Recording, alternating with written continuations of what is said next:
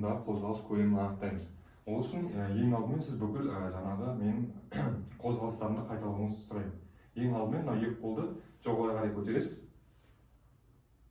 Барынша артқа қарай жібересіз. Одан кейін екі қолдың алақандарын алдыға қаратып, жоғары қарай көтересіз.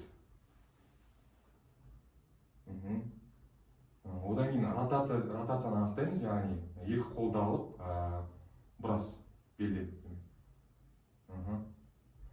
Және де осы әдістерді сізге артқа қарап өзіңізді қайталауыңызды сұраймын. Ол үшін сіз жаңағы үстіңізде киіміңізді шешіп, артқа бұрылып қайталайсыз.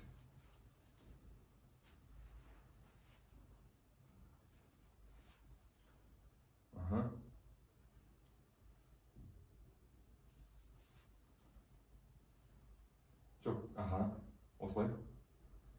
Одан ротация.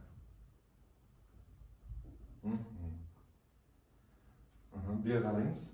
Сіздің бүгінгі жаңағы әкету, жаңағы бүгілу қалыпты 180 градуста, ішкі және сыртқы ротация мысалы ретінде 90-да және де қалыпты болып келеді.